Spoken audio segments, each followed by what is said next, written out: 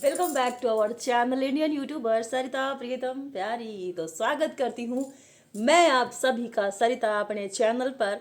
इस चैनल में नए हैं तो चैनल को सब्सक्राइब करना बिल्कुल भी ना भूलें, वीडियो को लाइक करें और अधिक से अधिक शेयर करें। मैं सरिता आप सभी के दिलों में राज करने वाली और ठाकुर जी की कृपा की पात्र प्रतिदिन बनी रहती हूँ और कुछ न कुछ ऐसा नया और सुनहरा मिलता रहता है मुझे, जो मेरे लिए हमेशा प्रेरणा का स्रोत रहता है। अगर ये कहूँ तो कुछ कम नहीं होगा। कल का एक वीडियो जिसमें मैंने शेयर किया है कि महाआरती का विशेष महत्व क्या होता है, वो आप सबके साथ शेयर हुआ।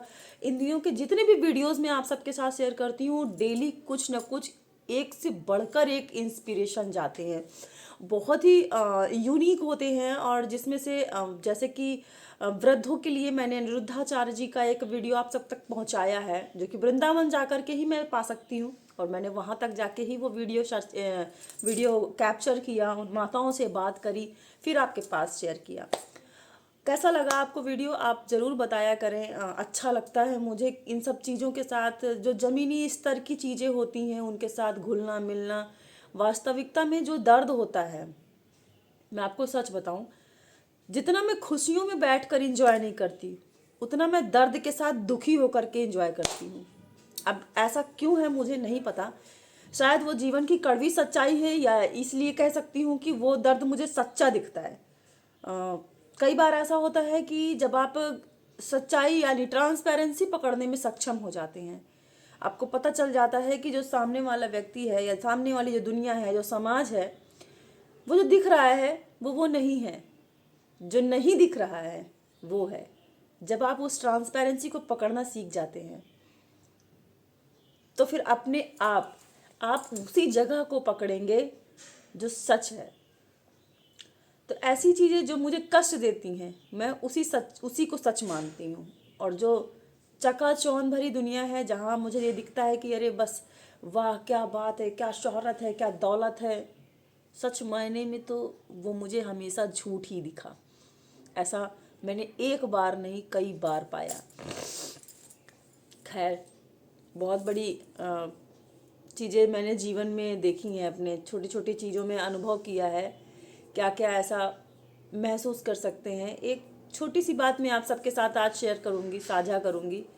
एक बात का विशेष ध्यान रखें, आपसे जुड़े जितने भी लोग आपके साथ हैं, भाई, बंधु, मित्र, सास, ससुर, नंद, दोस्त, जिनसे आपकी बहुत अच्छी नहीं बनती है, एवरेज भी है, एवरेज भी है, ठीक है, कोशिश करें कि उन्हें कभी कभी कॉल करके बात कर लिया करें। मेरे लिए भी ये बड़ा संभव नहीं हो पाता है, मैं कई बार प्रयास करती हूँ व्यस्तता में, लेकिन नहीं हो पाता। लेकिन कल परसों का एक वाकया जिसने मुझे थोड़ा सा इस चीज़ के लिए दुखी किया।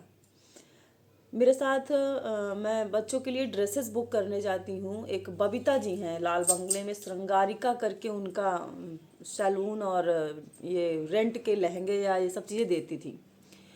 मैंने वहाँ सडन जब भी मैं जाती हूँ तो सबसे पहले उनके हस्बैंड से कहती हूँ, हस्बैंड वाइफ दोनों बैठते हैं, भाभी कहाँ हैं। तो ऐसे उस दिन भी मैं वहाँ पर गई और मैं देवर बाहर खड़े थे, मैं जस्ट अंदर पहुँची, मैंने कहा भाभी कहाँ हैं, भाभी से बात कराइए। बोले भाभी ख़त्म हो गई। मैंने कहा हैं, अभी 1 डेढ़ महीने पहले हम मिलके गए हैं, इतना बात करती हैं वो, इतने चंचल नेचर की, कैसे ख़त्म हो गई, क्या हो गया उनको। मतलब 2 मिनट के लिए मैं शॉक्ड हो गई, मेरे हाथ पैर एकदम एकदम ढीले हो गए, शिवरिंग हो रही कि क्या ये क्या सुन रही हूँ मैं। अचानक मेरी नज़र पड़ी उनकी जो दुकान थी, जहाँ वो रेंट के कपड़े रखती हैं, वहाँ पर एक फ्रेम लगा हुआ था, उसमें माला पहना रखी थी उन्होंने। जब मेरी निगाह उस फ्रेम पर गई, मेरा मन एकदम हिल गया, मतलब टूट गई। मैं क्या सुन रही हूँ। मैंने आज तक जितने भी बच्चों को पार्टिसिपेट कराया है, चाहे वो पैट्रियोटिक थीम रही हो, फौजियों की ड्रेस रही हो, राजस्थानी ड्रेस रही हो, कुछ भी रहा हो, मैं हमेशा उन्हीं से लेने गई। बबीता नाम है, आज भी मेरे पास व्हाट्सएप में उनका नंबर है। हमेशा ड्रेसेस वगैरह इसी से शेयर कर देती थी। बहुत चंचल स्वभाव था, हमेशा बोलती थी श्रद्धा तू अपनी बात किया करो यार, जब तुम्हारी बात होगी तो हम कुछ भी दे देंगे, टेंशन मत लो, तुम पर मुझे विश्वास है। मतलब जब सडन मैंने सुना कि वो एक्सपायर हो गई तो बड़ा मन दुख गया। मैंने उनके हस्बैंड से पूछने की कोशिश जुटाई कि क्या ऐसा हुआ क्या था।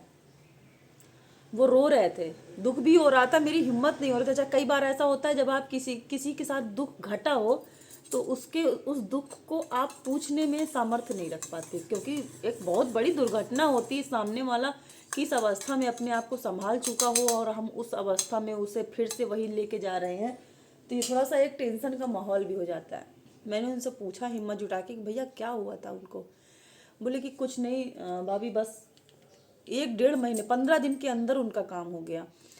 उनको किडनी में इन्फेक्शन बताया डॉक्टर ने। लाल बंगले में डॉक्टर पकड़ नहीं पाया कि क्या प्रॉब्लम है। इसके बाद वो मधुराज लेके गए, मधुराज में उनका डायलिसिस कहा गया कि करा जाएगा।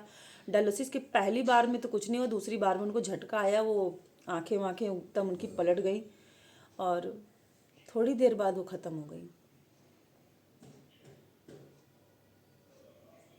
मुझे एक बात नहीं समझ में आती, डॉक्टर्स जिन्हें हम भगवान का रूप मानते हैं, मुझे आज ऐसा क्यों महसूस होता है कि वो इसे व्यवसाय बना करके लोगों के साथ खेल रहे हैं। कई बार मैं हर जगह की बात नहीं करती, हर डॉक्टर की बात नहीं करती, पर्सनल कोई ना ले, मैं जिनके अंदर हैवानियत है सिर्फ उनके बारे में बात कर रही हूँ। अगर वो सुन पा रहे हैं तो मैं उनसे यही कहूँगी, मेरा विनम्र निवेदन है, किसी की जान के साथ मत खेलें। आपके बस की जो चीज़ें हैं वो करें, लेकिन पैसे के लिए किसी की शरीर के साथ खेलें मत। आज इतने रोग बढ़ चुके हैं, हर हॉस्पिटल एकदम भरा पड़ा हुआ है, लोग बीमारी नहीं पकड़ पाते हैं, बस ओवरडोज दे दे के बॉडी को ढीला कर देते हैं, जिससे सामने वाला परिवार घबरा जाता है और घबरा के मजबूरन वो एडमिट कर देता है। ना चाहते हुए भी पैसा बर्बाद होता है और घर से परिवार का एक हिस्सा भी चला जाता है। मतलब बहुत दुख होता है ये सुनकर, जिन्हें हम अपना भगवान मानते थे आज वो भगवान के रूप में क्या बने जा रहे हैं। सरकारी हॉस्पिटल्स की तो मैं बात ही नहीं करना चाहती, उनकी तो स्थिति ऐसी है कि जिनके बारे में सोचना ही एकदम बद से बदतर है। अगर सच कहें, दुनिया में अगर कोई नर्क है, लोग बोलते नर्क भोगना, तो वो सरकारी हॉस्पिटल्स हैं। तरह तरह की यातनाएं दी जाती हैं, सीखने वाले आते हैं तो यहाँ निडिल वहाँ निडिल डालते हैं। ये क्या है, जिसकी ज़रूरत है जिसकी नहीं भी है वो शरीर के साथ खिलवाड़ होता है। अरे शरीर है एक माँ जब अपने बच्चे को जन्म देती है, सुई अगर चुभ जाती है ना तो दौड़ के जाती है। क्या इसकी काटा पीटी क्या मचा लेते हैं। और जैसे कि आज की डेट में एक ये वाकया लोगों तक पहुंच रहा है कि क्या है निर्दयता। मैं किसी के बारे में कुछ नहीं कहना चाहूँगी कि निर्दयता कैसे लोगों के अंदर इतनी क्रूरता आ रही है कि इंसान को काटने के लिए भी उसकी हिम्मत हो जाती है। काटना क्या सरल बात होती है। शरीर का एक अंग में ब्लेड लग जाता है तो इंसान चीखता है, और उसे अगर कितने टुकड़ों में काट दिया जाए, क्या ही कहा जाए। इंसानियत कहाँ है। हम भी इंसान हैं, आप भी इंसान हैं, लेकिन ऐसा कुछ भी ना करें जिससे, ठीक है कलयुग है लेकिन खाता तो सबका ही चलेगा, चाहे वो किसी भी आत्मा से जुड़ा हो, मानव शरीर से हो, जानवर हो, कुछ भी हो, जो भी पाप पुण्य है सबके साथ है। आज की डेट में मजहब के नाम पर इंसानियत बिल्कुल तोड़ी जा रही है, सब बर्बाद हो गया है। जितनी तरफ देखो उतनी तरफ मन एकदम मन दुखता है, लेकिन फिर भी खैर इन मुद्दों से बाहर निकला जाए, पॉजिटिव ही रहा जाए। और पॉजिटिव रहने का मतलब ये है कि आप अच्छा कार्य करें। लाख दुनिया में ऐसे लोग भरे हैं तो क्या हुआ, लेकिन हमें तो बुरा नहीं करना है, और ना हम बुरा सुन सकते हैं ना बुरा कर सकते। खैर माइंड को फ्रेश करते, बोले वृंदावन बिहारी लाल की जय। मैं जब भी दुखी होती हूँ तो मैं अपने बिहारी को ही याद करती हूँ। मेरे बिहारी जी ही मेरा सब कुछ है, मेरा परम धाम है। अरे आज की डेट में एक बात बताना भूल गई आपसे। लोग बोलते हैं कि जब आप भक्ति करते हैं तो आपकी भक्ति में एक गुरु होना बहुत आवश्यक है। आज तक मैंने किसी से गुरु दीक्षा नहीं ली, लेकिन मुझे किसी ने सजेस्ट किया कि अगर आप श्री कृष्ण को पूजा करती हैं तो बाबा भोलेनाथ को गुरु मान सकती हैं, क्योंकि गुरु तो कोई भी होता है, किसी को भी गुरु मान करके अपनी भक्ति को आरंभ किया जा सकता है। तो आज की डेट में जब मैं तुलसी की माला या बैजंती माला से जप करती हूँ, तो मैं पहले अपने भोले बाबा से अनुमति लेती हूँ कि हे मेरे शिव, हे मेरे भोले, मैं आपके चरणों में आपसे अनुमति लेती हूँ कि मैं कृष्ण की भक्ति करना आरंभ करती हूँ। इसे कृपया उनके चरणों में समर्पित करवाइएगा, मेरी भक्ति को स्वीकार कराइएगा। तो इस तरीके से उनसे अनुमति लेती हूँ और इसके बाद अपनी जपा करती हूँ, यानी माला करती हूँ। और जपा करना भी बहुत ज़रूरी है। दिन में सिर्फ ज़्यादा नहीं, एक माला से शुरुआत कीजिए, धीरे धीरे आपको आदत लगेगी, फिर 2 माला करना भी आप सीख जाएंगे। एक मॉर्निंग, एक इवनिंग। बहुत ज़्यादा समय तो नहीं रहता ना सबके साथ, सबके पास, लेकिन 2 माला हो सकती हैं। और जब आप ये माला करने लगते हैं ना, आपको एडिक्शन हो जाता है इन सब चीज़ों से कि अब हमें माला करनी है। खैर, मेरा ब्रेकफास्ट खराब है। आज ब्रेकफास्ट में है मेरे पास शरीफा, और बीपी लो होता है मेरा तो थोड़ा सा भीगी हुई किशमिश और ड्राई फ्रूट्स। बीपी की समस्या मुझे बहुत रहती है। प्रतिदिन चाय पीना इस समय बंद कर रही हूँ। मिल्क में इस समय 30 के बाद महिलाएं वो ज़रूर लें, जो वुमेंस के लिए स्ट्रॉन्ग करने के लिए वो चीज़ें आती हैं, प्रोटीन्स या ऐसी चीज़ें। और नहीं तो सबसे अच्छा काम, ड्राई फ्रूट्स पीसें, 1 चम्मच डालें, उसे घोल के दूध के साथ पी सकते हैं, क्योंकि चाय बहुत नुकसान करता है सुबह सुबह से। शरीफा सबसे मीठा, और चीकू जो कि मेरे फेवरेट फ्रूट्स हैं। आम भी उतना मुझे पसंद नहीं है, बाकी लोगों को आम पसंद होता है। शरीफा सबसे ज़्यादा मीठा फल, और चीकू अभी वो सर्दियों में आना शुरू हो जाएगा, बहुत बेस्ट होता है। शायद कहते हैं कि सबसे ज़्यादा शुगर होती है शरीफा में, लेकिन उसमें चीकू में, लेकिन वो शुगर आपको नुकसान नहीं करती है। तो फिट रहने के लिए, शरीर को अच्छा रहने के लिए, रखने के लिए, भगवान ने अगर कृपा की हो तो स्वस्थ रहने के लिए कुछ अच्छी चीज़ें खाएं, बुरी चीज़ें इस समय। हाँ, एक बात और कहूँगी कि डेंगू, टाइफाइड, वायरल इस समय फीवर बहुत ज़्यादा है। और मेरे साथ रोटरी क्लब के सेक्रेटरी हैं दीप चंद अग्रवाल जी। मैं चाहती हूँ, भगवान से प्रार्थना कर रही हूँ कि ईश्वर उनको जल्दी स्वस्थ करे। काफ़ी दिन से वो फीवर में जूझ रहे हैं। और इसके साथ साथ ही कोशिश करें कि हॉस्पिटल जाने से बच्चे, घर पे ही ट्रीटमेंट करें। अगर आपको डेंगू हो जाता है तो पपीते के पत्ते को रस पीसिए, उसका पत्ते से जूस निकाल के उसमें हनी डालें, लौंग डालें, और एक चीज़ था गिलोय, इनको पीस करके, और ये आधा कप सुबह, आधा कप शाम, खाना खाने के बाद में या पहले। डिस्टेंस रखें खाने के साथ, ज़रूर लें। प्लेटलेट्स अपने आप अप होगा। हमारे साथ बिटिया को हर साल होता है लगभग। डरती हूँ, बहुत डर जाती हूँ, लेकिन फिर मैं हॉस्पिटल नहीं ले जाती, घर पे ही उसको ठीक करना शुरू कर देती हूँ। बकरी का दूध, अगर बहुत जल्दी आप करना प्लेटलेट्स तो बकरी का दूध पिलाएं आप, लेकिन हॉस्पिटल मत ले जाएं भाई। हॉस्पिटल में बहुत बहुत दुराचारी हो रही है। तो इसी के साथ वीडियो ख़त्म करूँगी। और आज कुछ ज़्यादा अच्छा नहीं बोल पाई मैं आप सबके साथ, क्योंकि मन उतना अच्छा नहीं था। जब कल परसों मैंने सुना कि मेरी वो मित्र एक्सपायर हो गई, मन दुख गया मेरा। मैं यही कहूँगी कि जो आपसे कनेक्टेड लोग हैं उन्हें हर हफ्ते, महीने में कॉल कर लिया करें, क्योंकि पता ही नहीं चलता कब किसके साथ क्या खट जाता है। ज़िंदगी बहुत छोटी है, इतनी भी बड़ी नहीं जितना हम सोचते हैं कि अरे बहुत बड़ी है। देख लिया जाएगा, कल बात कर ली जाएगी, परसों बात कर ली जाएगी। बहुत से लोग हैं जिनके बारे में मैं कहना चाहती हूँ। समस्या ये है कि आज के युग में आप किसी को थोड़ी सी तवज्जो देते हैं तो लोग लड़ना भी लगते हैं, मन दुखा लेते हैं। समस्या ये है, आप किसी को थोड़ी सी प्रायोरिटी देना शुरू करते हैं तो लोगों को लगता है कि हम डिज़र्व करते हैं। अरे भाई, डिज़र्व कोई नहीं करता यार। हमारे जैसा, आप सबके जैसा दिल ही नहीं लेके आते हैं। अगर हम आपके तवज्जो देते हैं तो आपके अंदर एक अहम आता है कि नहीं, हम ही हैं सब कुछ।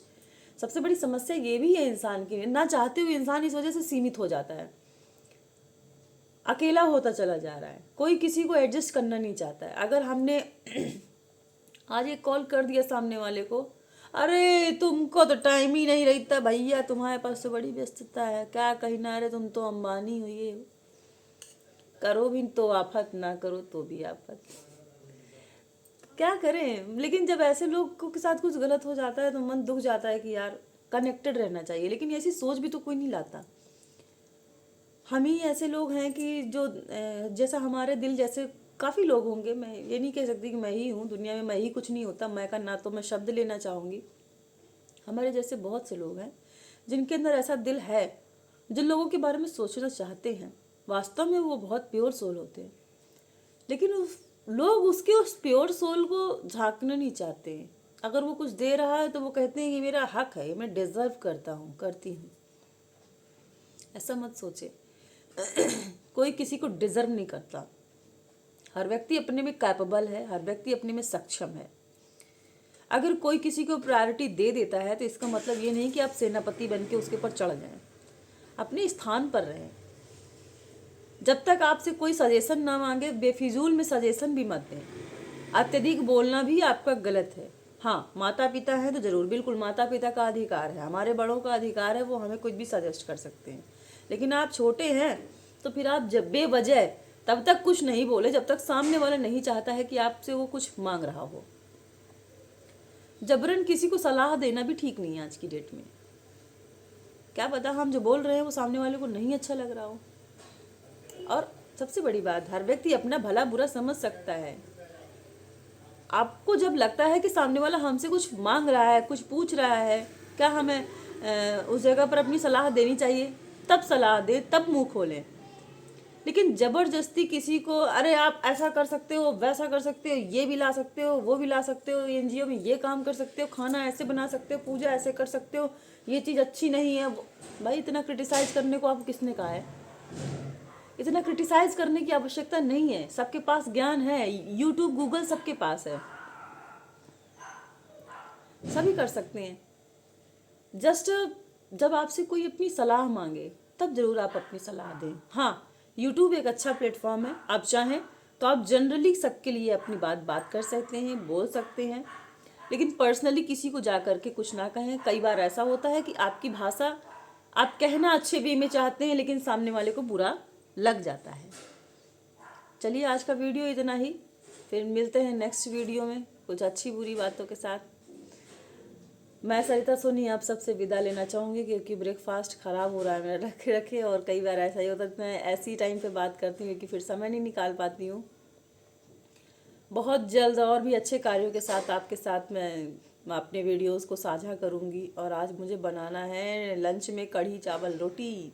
कढ़ी में मैं अपने हाथ से अगर कुछ थोड़ा अच्छा बना पाती हूँ तो वो कढ़ी है। खाना मैं एवरेज बना लेती हूँ, बहुत अच्छा नहीं बना पाती हूँ। मेरे अंदर एक ही अच्छाइयाँ नहीं हैं, ढेरों कमियाँ ही कमियाँ भारी पड़ी हैं। मुझे कुछ अच्छा करना नहीं आता, कुछ भी नहीं। ठाकुर जी ने टूटे फूटे जो थोड़े बहुत गुण दिए बस वही कर लेती हूँ। कुछ कुछ आता वाता ही नहीं मुझे, सब बेकार। जीवन में ऐसा लगता है क्या सीखा ही नहीं मैंने कुछ। बहुत कुछ सीखना है मुझे, बहुत कुछ। अभी उम्र है लेकिन समय का कुछ पता नहीं रहता ना। मैं शब्द का जिक्र अपने जुबान पे कभी नहीं लाना चाहिए, मैं प्रयास यही करूँगी। मैं तो जितना भी सीख पाऊँ, मैं हमेशा कहती हूँ मैंने भी कुछ नहीं सीखा है। मैं हमेशा यही कहना चाहूँगी मैंने कुछ नहीं सीखा, मुझे कुछ नहीं आता। क्योंकि जिसने ये समझ लिया कि मुझे ये आ गया, मुझे वो आ गया, वही डूब गया।